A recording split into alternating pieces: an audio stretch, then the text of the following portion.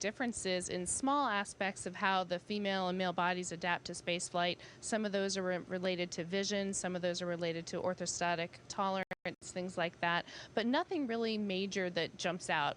I've been up here and I've been fortunate enough to see many crews arrive and just watching a lot of different people adapt. And for the most part, all the adaptations that our bodies go through in that kind of change process is more or less the same. Some people may have aches and pains in different ways. Some people may face more motion sickness or less motion sickness when they first get here. But for the most part, everyone adapts about the same. Thank you. Okay, and now we'll take another one from Robert Perlman. Hi. If the BCDU had not failed, you'd have been going out the door today together. With that type of shuffle of schedule, does that now leave, how quickly do you resume a regular schedule on station? Does that now leave you with a little bit of extra time, get to watch the World Series? What does your schedule look like going ahead?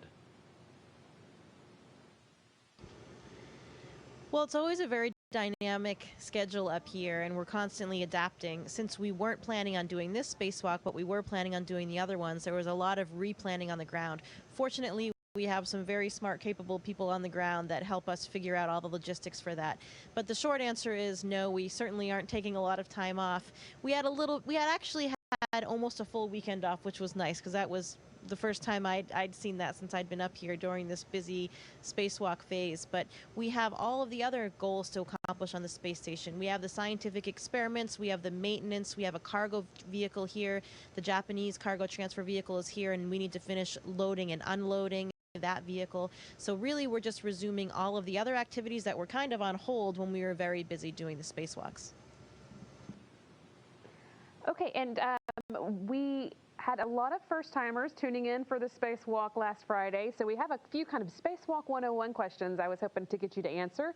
One from Saxjim, who said, do you feel the temperature changes during the spacewalk?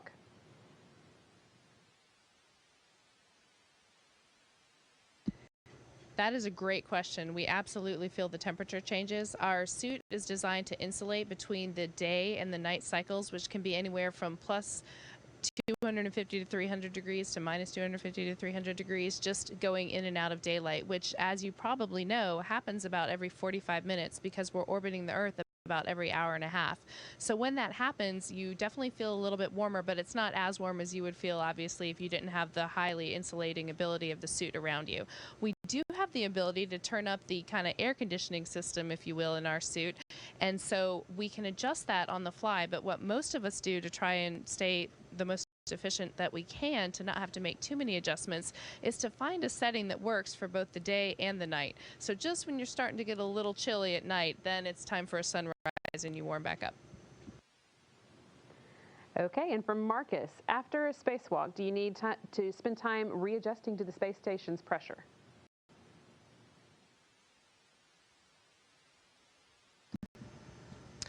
We don't really need to readjust in terms of our bodies, but we do, of course, have to depress and then repressurize. So depressurize and repressurize the crew lock and the airlock in order to leave the vehicle. So in order to open the hatch, we have to depress and equilibrate the pressure so that it's the same as the vacuum outside.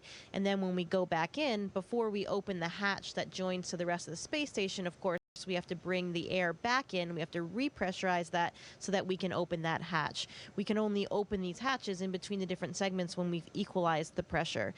So we do have to spend that period we're still in our suits, and we're waiting for the crew lock to repressurize before we can open the hatch. We get out of our suits, and then we still are at the pressure that we were at before the spacewalk. So it doesn't really involve much adaptation after that. Okay, and I think we have time for one more.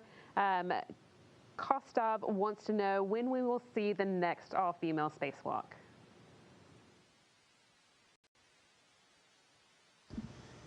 Well, that's a good question. We don't know the answer to that right now. We probably will have some more spacewalks this expedition while we're both up here. There will be a series of spacewalks that may happen before any more of the battery spacewalks. Right now, really the answer is we don't know. We have some spacewalks coming up to fix the alpha magnetic spectrometer, and we may have some battery spacewalks after that. So there's a chance that Christina and I could go out the door again together, but right now we don't know. Those assignments haven't been made yet. Well, we will certainly be tuning in for any and all spacewalks from the International Space Station. Thank you again so much. We had a great time watching you last week, and we really appreciate you taking time to answer our questions. That concludes our event.